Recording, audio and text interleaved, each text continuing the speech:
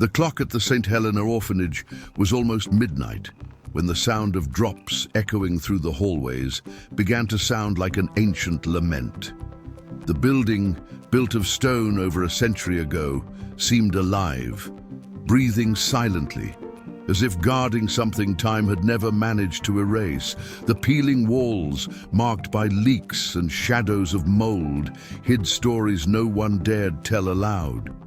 The air was cold, heavy, and each footstep seemed to resonate like a call from underground. At the end of the hallway, little Isaiah Moore, just 9 years old, walked barefoot, clutching an old notebook covered in stains and incomprehensible scribbles to his chest. He seemed to protect the object like a shield, as if within the pages lay something capable of keeping him safe from whatever stalked the hallways at night. His eyes, large and watery, did not blink. They seemed fixed on an invisible point, as if seeing something the others could not. He stopped in front of the master bathroom door, where the sound of dripping water grew louder. The boy stood still, his face pale, his lips trembling. The lights flickered, each flash briefly revealing the reflection of a tall shadow on the wall behind him. Then, in a barely audible whisper, Isaiah murmured, "She's still in there." The echo of the sentence mingled with the sound of the drops until suddenly the dripping stopped. A deep silence filled the hallway. And then came 3 slow knocks, dry, precise, coming from inside the wall. Isaiah took a step back, the notebook trembling in his hands, and tears began to stream down his face. It was at that moment that the orphanage woke up. But to understand what happened that night, we need to go back a few days earlier and find out who it was. She. If this story has already given you that curious shiver, subscribe now and leave your like. Because what comes next will show you that some secrets never stay buried forever. St. Helena Orphanage sat atop a secluded hill in Boston, surrounded by ancient trees that seemed to watch over who came and went. From a distance, the building resembled a forgotten convent with narrow windows and a bell that rarely rang.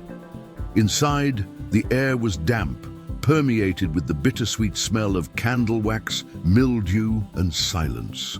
Footsteps echoed through the long hallways, as if every noise was being monitored by something living in the walls. The person in charge of the place was Sister Margaret, a woman of unyielding faith and eyes so cold they seemed to judge even the wind. For her, fear was a form of discipline, and obedience the only virtue that mattered. The children walked with their heads down, always watched, always alert.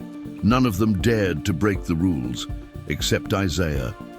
There was something different about that boy, a distant gaze, a keen perception, a presence that seemed to sense what others pretended not to see. Among the few adults who visited the orphanage, there was a man who observed more than he spoke. Frank Dillard, a retired detective who brought books and blankets to the children on weekends. Frank saw something in Isaiah that made him uneasy, a sensitivity that reminded him of the cases time had tried to erase. "He's not afraid of the dark, sister," he had said once. After seeing the boy avoid the bathroom for the 3rd time, "He's afraid of what the dark hides." But Margaret had only looked at him with disdain, saying that children invent demons when they have nothing to fear. And it was in this silent neglect that the orphanage began to corrode from within, not through cracks in the walls, but through stories no one wanted to hear. Isaiah, isolated from the other boys, continued drawing in his notebook. Crossed lines, incomplete circles, symbols no one understood. And while the adults continued to ignore the obvious, something began to manifest in the shadows of that place. Because at St. Helena, what was ignored by faith was awakened by revenge. And it was like that, amidst the fear and the silence, that the boy's behavior began to change and to repeat itself in ways that no one could ignore.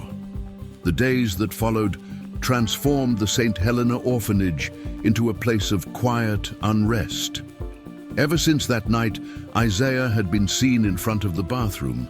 Something in him had changed. He no longer participated in the games in the courtyard or the required readings in the chapel.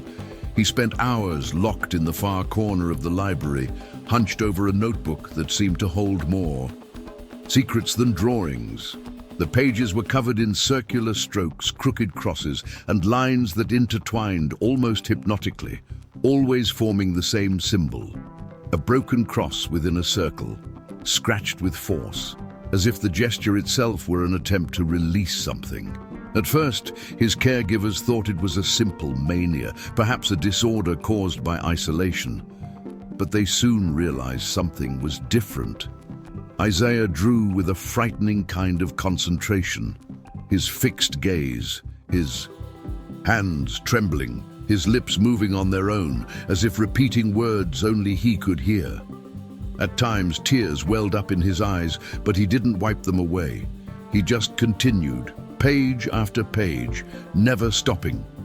When one of the nuns tried to snatch his notebook away, the boy reacted unexpectedly, hugging it desperately and crying out, sobbing that he couldn't erase what was coming back. After this episode, the other orphans began noticing things no one could explain. The symbol Isaiah drew began appearing in places it had never been. In other children's notebooks, on cafeteria desks, on dormitory doors. One girl claimed she had dreamed of that same sign glowing in the bathroom mirror, and upon waking, found the drawing scratched on the wall beside her bed. Fear spread like a silent plague. The nuns, unable to comprehend, attributed it all to demonic influences and doubled their nightly prayers. During meals, Isaiah would sit motionless, staring at the ceiling or fixed on some invisible spot on the wall. Sometimes he would break the silence with disjointed phrases, spoken in an almost whispered tone, as if speaking to someone the others couldn't see. "She's crying," he would say. "She wants to go out." The caregivers looked at each other, trying to contain their panic while pretending nothing was happening. And the more they tried to ignore it, the more intense the invisible presence hovering over the orphanage seemed to become. It was then that Frank Dillard, the retired detective, decided to approach him. He sat beside the boy one rainy afternoon and quietly asked what he was drawing so often. Isaiah slowly looked up and, in a muffled voice, replied, "It's the path she left to come back." Frank felt a chill run down his spine. He didn't know what it meant, but he knew in that instant that something was terribly wrong. That same night, the wind blew hard, and the entire orphanage seemed to shake. The windows rattled, and a muffled sound echoed from the bathroom, as if something were dragging itself within the walls. The symbol would appear again, but this time, along with it would come the first physical sign that the secret of St. Helena was finally beginning to awaken. The first warning came not in words or pictures. It came in the form of a smell, a thick, unmistakable odor that would transform fear into something impossible to deny. Mornings at St. Helena began to smell different. The familiar scent of soap and wax that once dominated. The hallways were slowly replaced by a thick, almost sweet odor reminiscent of wilted flowers mixed with something much deeper, something coming from within the walls. At first, the nuns believed it was simply a problem with the old pipes, perhaps a dead animal trapped in the pipes. But the smell persisted, spreading throughout the floors like a memory that refused to fade. And the more they tried to clean it, the more it intensified, permeating the air, their clothes, their sheets, their skin. Isaiah seemed to smell it before anyone else. At mealtimes, he would hold his nose and say, "She was near." His voice was weak and slurred, and his gaze remained fixed on a distant point, as if listening to the lament of someone from another time. At night, the sound of the faucets mingled with noises no one wanted to comment on. They were spaced knocks, soft at first, but which seemed to gain strength as the days passed. The lights flickered, the plumbing trembled, and the entire orphanage seemed to breathe irregularly, as if it were alive. On one of those nights, the caregiver, Sister Claire, she went to the bathroom to check the leak.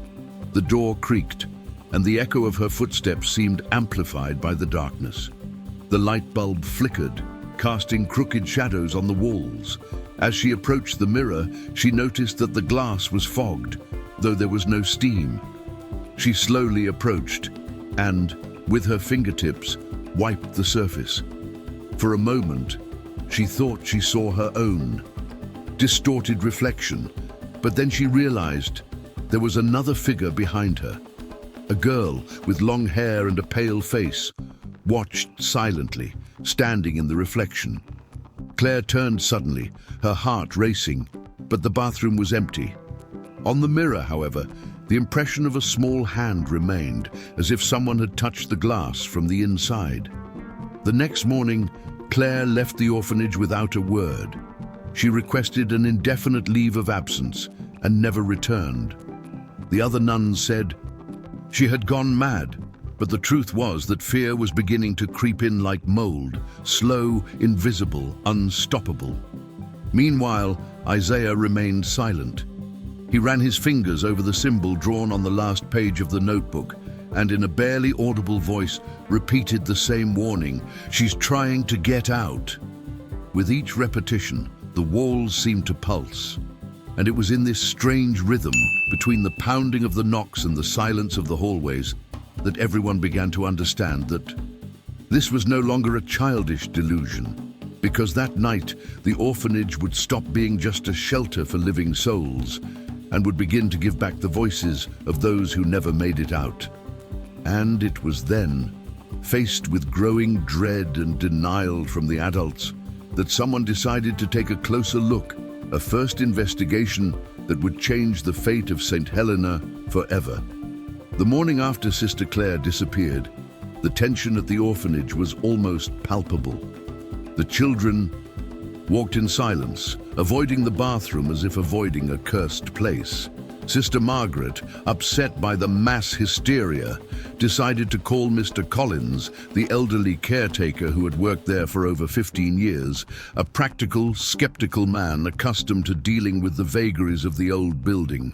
Collins laughed at the nuns' fears and said that nothing at St. Helena was more frightening than the lack of maintenance funds. Armed with a flashlight and a bucket of tools, he entered the bathroom determined to prove it was all just superstition. The silence inside the room was almost suffocating. The damp floor reflected the flickering light of the flashlight, and the air carried that same sickening smell, as if something had been rotting inside for a long time. Collins began tapping the walls with the handle of a wrench, testing the echoes. At first, everything seemed normal, but as he approached the last stall, he noticed something strange. The sound had changed. A hollow, muffled ringing that clashed with the rest of the structure. He frowned, leaned forward to listen better, and pressed his palm against the tile. It was then that he felt it. The surface was warm, almost alive. A pulsing heat came from within, as if something were breathing behind the wall. Collins backed away slowly, the flashlight trembling in his hand. He swallowed hard, tried to laugh at his own fear, but the sound wouldn't come. He turned to leave, and it was at that moment that he heard 3 slow, precise knocks behind him. Not the sound of pipes, but the sound of hands. That night, the janitor didn't return home. His tools were found next to the bucket, and the flashlight still flickered on the floor, as if someone had dropped it in a hurry. None of the staff dared look for him. Only Isaiah, sitting in his room, scrawled the same symbol once more and muttered under his breath, "Now she is not alone anymore." And so, with the disappearance of a real man and fear becoming tangible, St. Helena began to lose the line between what was human and what was no longer. But the real collapse was yet to come. It would begin with a simple sentence, written by a child, a sentence no one could erase. Mr. Collins's disappearance plunged the orphanage into a stifling silence.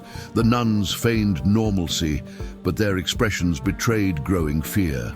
The children whispered among themselves, and some developed fevers, claiming to hear knocking coming from within the walls at night.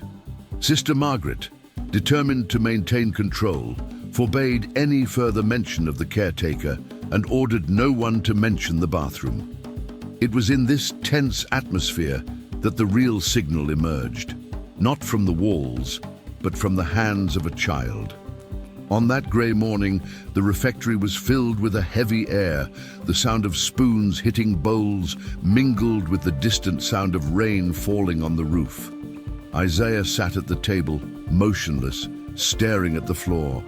The nuns thought he was simply refusing to eat, but there was something different about the silence. Suddenly, the boy slowly stood up, his pupils dilated, and walked to the side wall of the room. He picked up a piece of white chalk they used in class, and without saying a word, began to write. The chalk tip scratched the wall with an almost ritualistic slowness. The dry sound of friction echoed through the room, and an inexplicable sensation ran down the spines of those watching. When he finished, the nuns approached to see what he had done, and immediately recoiled. Written in crooked, trembling letters was the phrase, "She's still there." The entire refectory froze. The children cowered. Some began to cry, and Sister Margaret, pale-faced, ordered the wall to be cleaned immediately. But when one of the nuns tried to erase the chalk, the cloth was stained red, and the phrase was still there, as if engraved. They tried washing it, covering it with paint, praying around it, but the message always came back, white, clear, unchanging. Frank Dillard, who had returned to the orphanage to visit the children, heard of the incident and was hurriedly summoned. Seeing the sentence, he had no doubt that this was no simple outburst. He asked to see the boy and found Isaiah sitting alone, his notebook open on his knees. In the center of the page was the same symbol, a broken cross within a circle. Frank knelt before him and asked, his voice low and firm, "Isaiah, who's there?" The boy looked up slowly. There were tears in his eyes, but his face showed no fear, only a kind of ancient sadness, as if he were carrying the burden of someone much older than himself. "She asked me to warn you," he replied.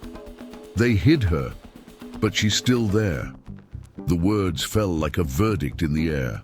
Frank sensed something far greater than imagination was about to emerge. And as the detective stared at the stained wall and the boy remained motionless, the sound of 3 sharp knocks echoed through the ceiling, confirmation that the silence of the St. Helena would no longer be enough to hide what was about to come out.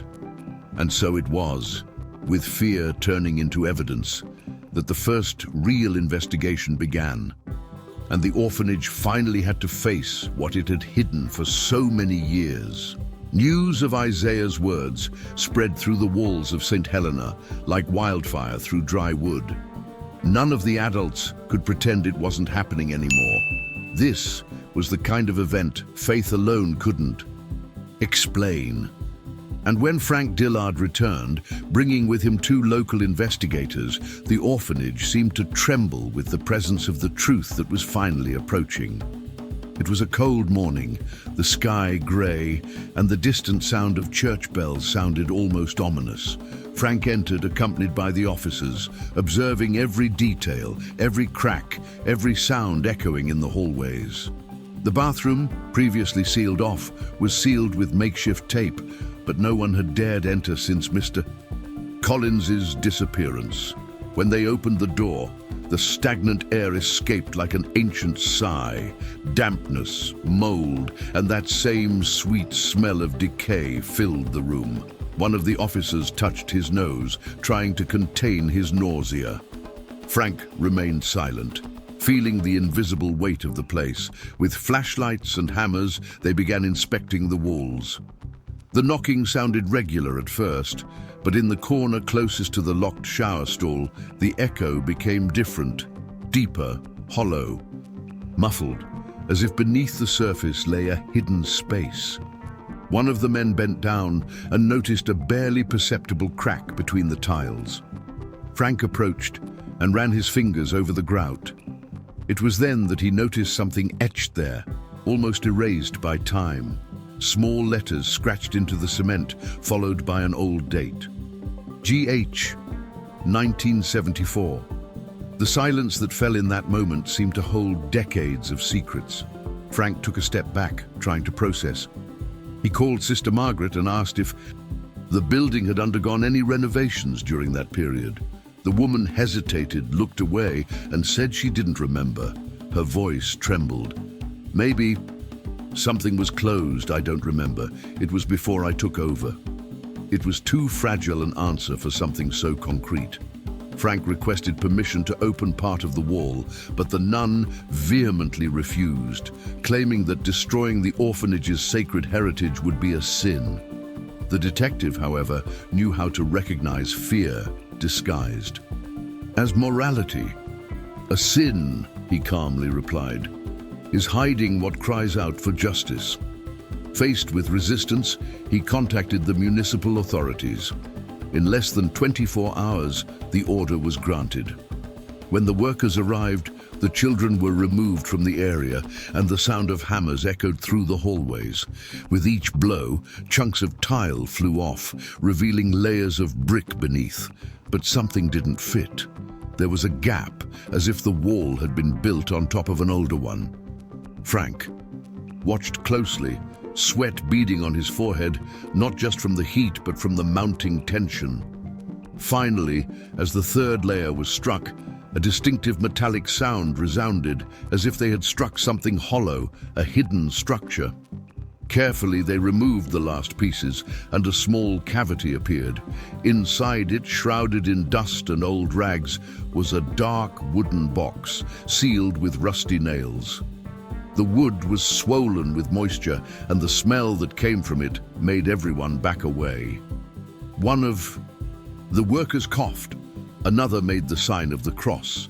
Frank, with trembling hands, picked up a tool and, without saying a word, began to pry open the lid. The creak of metal against wood echoed like a suppressed scream. When the box opened, the silence became absolute. Inside was an antique eyeless doll covered in dust, a small broken crucifix, and a recording tape marked with the same initials as the wall. G.H. Frank held the ribbon for a moment, his heart racing. He looked at the symbol on the crucifix and, for the first time, felt that this wasn't just a dark memory from the past. It was a warning. And at that moment, without anyone noticing, Isaiah, in the dormitory, began to cry silently, as if he had felt the weight of the discovery even before the tape was played. But what was on that recording would be even more disturbing, because the voices that were about to be heard were not just from the past. The chill of that afternoon seemed to have seeped into every wall of the St. Helena, as if the building itself knew what was about to happen. Frank Dillard sat silently, studying the small recording tape he held between his fingers. The worn label displayed only 2 letters, G.H., the same ones carved into the cement behind the wall. The eyeless doll lay nearby, its fabric torn, its face covered in cracks, and the small broken crucifix reflected the dim evening light. These objects seemed to form a message left by someone who never had the chance to finish it. With trembling hands, Frank inserted the tape into the ancient recorder one of the officers had brought. The sound of the reel spinning began with a low, muffled hiss, as if the machine itself were hesitant to reveal what it held. For a moment, nothing but noise. And then, a voice, fragile, childlike, almost whispered, "Please, I want to leave." The detective looked up, and silence filled the room. The voice cried, begged, and then a second voice emerged, cold, authoritative, feminine. "Hush, Grace. You must learn to obey. Sin will be forgotten when the wall is closed. A shiver ran down everyone's spine. The sound of crying grew distant, muffled, until it was replaced by slow, desperate pounding, followed by absolute silence. Frank paused the tape, his heart beating too fast. None of them dared speak. The names spoken on the recording echoed in his mind. Grace. Grace Holloway. Frank knew who he was. That child was listed in the old records as missing in 1974, the same date marked on the wall. The church had officially declared that she had run away from the orphanage during the night, but the detective's instincts told him otherwise. He looked around and noticed that Sister Margaret was pale. Her hands crossed over her chest, her gaze vacant. "What was that?" one of the nuns asked. Margaret just shook her head, as if trying to deny her own memory. Meanwhile, outside, the wind blew hard, and the windows vibrated, emitting a low, almost human sound. In the dormitory, Isaiah woke. With a start, he cried, unsure of why, and clutched his notebook to his chest. When he opened it, he saw that the symbol he always drew was now different. The circle had completely shattered, and in the center of the broken cross was a drop of red ink he didn't remember making. In the cafeteria, Frank took a deep breath and pressed play on the tape again, determined to listen to the end. But before the sound returned, the orphanage's lights flickered simultaneously, as if something was moving. Through the electrical wiring, a loud crack echoed. The tape recorder turned off by itself, and at that exact moment, Isaiah whispered in the dark, "She's awake." But no one imagined what really lay behind that wall, because Grace's secret wasn't just a forgotten story. It was a crime buried alive.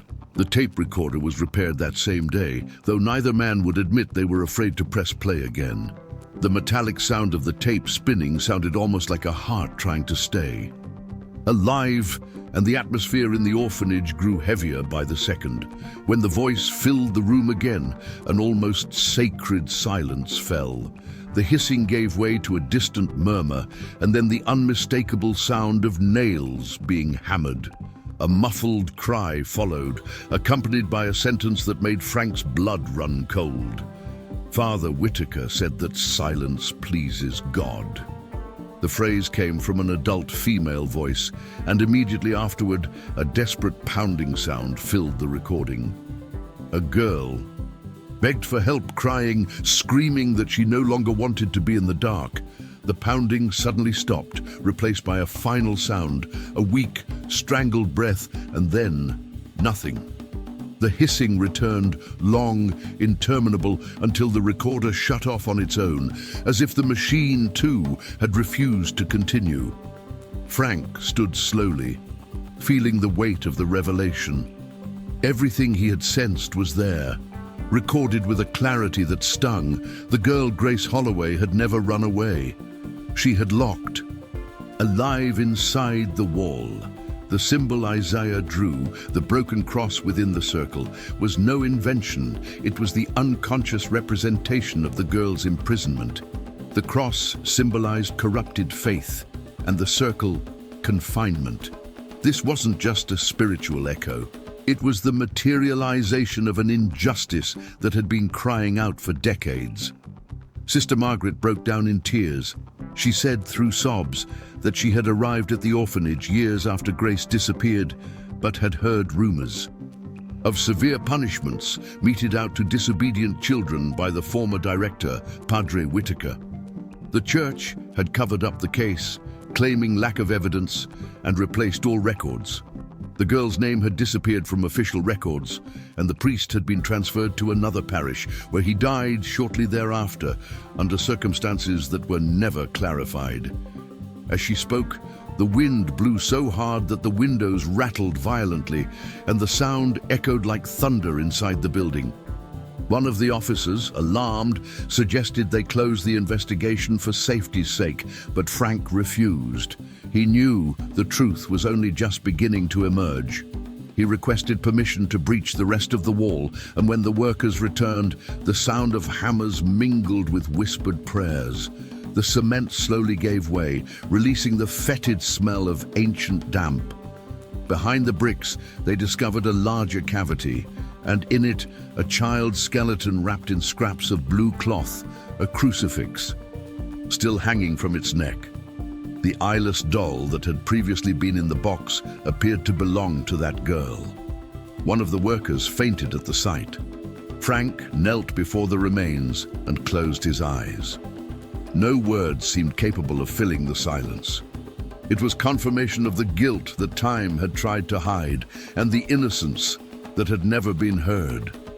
Immediately in his room, Isaiah began writhing, crying uncontrollably. He said she was talking to him, saying he could now see the light. Frank, alerted, ran to the boy. When he arrived, he found him staring at the window, his face streaked with tears. "Is she leaving?" Frank asked. Isaiah replied in a trembling but calm voice, "No, she's coming back, but not to hurt anyone. She wants to be remembered." Frank understood. The girl wasn't seeking revenge. She was seeking peace. But the orphanage, that place steeped in guilt, would never be the same again. And as the patrol cars arrived and the body was silently removed, a new question began to echo inside Frank Dillard's mind, a question that would haunt him for the rest of his life. If Grace had finally been found, then what was the presence that still knocked on the walls of St. Helena after everything was over? Grace Holloway's case quickly spread through local news, like an old wound finally opened for all to see. Reporters surrounded the gates of the St. Helena orphanage, and the image of police cars leaving the building with the girl's body made headlines. Throughout Boston, the church tried to contain the scandal, releasing official statements describing it as a regrettable tragedy of the past. But nothing could disguise the horror emanating from the walls of that place. Authorities launched a formal investigation, and the names of former directors and staff members resurfaced one by one, like ghosts resurfacing from oblivion. Frank Dillard gave detailed statements, handed over the recordings, the objects he found, and all the notes he had. Made since his first contact with Isaiah, the tapes, when examined, confirmed the authenticity of the voices. Experts also found fragments of tissue with traces of human blood and sedatives inside the wall, proving that Grace had been drugged before being sealed alive. The truth finally was documented. While the world outside reacted with shock, inside the orphanage, the atmosphere seemed even heavier. The nuns walked in silence, as if fearing being judged not just by men, but by something greater. Sister Margaret was arrested for omission and destruction of records, and as she was led away by the police, she repeated in despair that, "I never knew. I never wanted to know." Frank watched her leave without anger, only with the bitter certainty that fear had always been the true accomplice of evil.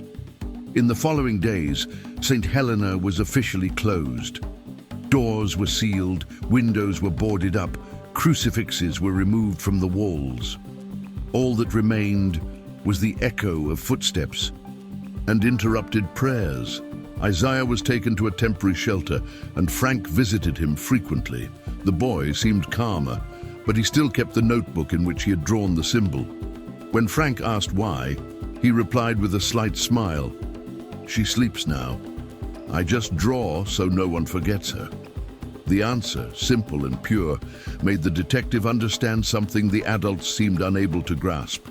That children, in their innocence, see what the world tries to bury.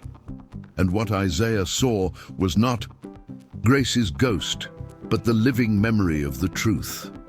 That afternoon, before leaving the orphanage for the last time, Frank stopped before the rebuilt wall. It had been restored, covered with a new layer of white tiles. He ran his hand over the cool surface, as if he could feel the stone heart still beating beneath, and murmured, "Now she can rest." But as he walked away, he heard something that made him stop. 3 slow, spaced, dry knocks coming from somewhere in the distance. The same sound he swore he'd heard on the recording. He turned quickly, but the hallway was empty, and in that moment he understood that perhaps rest did not always come with the truth, and that some souls, even at peace, remain close by just to ensure that oblivion never returns. And that's why, months later, when St. Helena reopened under a new name, a new mystery began to unfold, one that would bring Isaiah back to that very hallway. Months have passed since St. Helena's closure, and little by little, the town has begun to erase the orphanage's name from its memory. The boards have been removed, the building renovated, the walls painted a fresh white, and the facility reopened under a different name, St. Mary's Shelter, a community shelter for new children. From the outside, everything looked different, but the air still carried that same invisible weight, as if the past had simply been disguised under a new coat of paint. Isaiah Moore was one of the first to be brought back. The new principal believed that reintroducing the boy to his surroundings would be a form of healing, but the boy seemed too silent to heal anything. He spent hours walking the hallways, gazing at the restored stained glass windows, listening to the echo of footsteps that weren't his. Sometimes he would stop before the wall where Grace's body had been found and touch the cold tile with his palm. His gaze expressed no fear, only a kind of silent reverence, as if he were speaking to someone only he could hear. In time, the young children began to feel something they couldn't explain. They said that during the night, they heard soft laughter coming from the bathroom, as if someone was playing behind the wall. Others told of seeing a girl in a blue dress walking down the hallway and disappearing around the corner. The adults smiled, attributing it all to childish imagination. But Isaiah knew. There was a different calm in those stories. Grace no longer cried. She just watched. One day, a group of volunteers invited the children to paint the bathroom, trying to erase any reminders of the past. They created colorful drawings, flowers, golden crosses, and words of hope. When it was all over, the mood seemed lighter, as if the air was finally breathing. But the next morning, one of the caregivers noticed something in the lower corner of the wall, the symbol of broken cross inside the circle, done in white chalk. No one claimed responsibility, and when Isaiah was questioned, he simply smiled. "She just wants to remember she's still here," he said with the serenity of someone who understands what others cannot. And that night, as the shelter slept, a single light remained, burning over the scarred tile, as if someone on the other side still watched silently. But what happened after that night would show that the Grace Holloway case never really ended. It just changed shape. On the last night that little Isaiah Moore stayed at the shelter, the rain fell heavily, scratching the newly restored stained glass windows like invisible fingers trying to get in.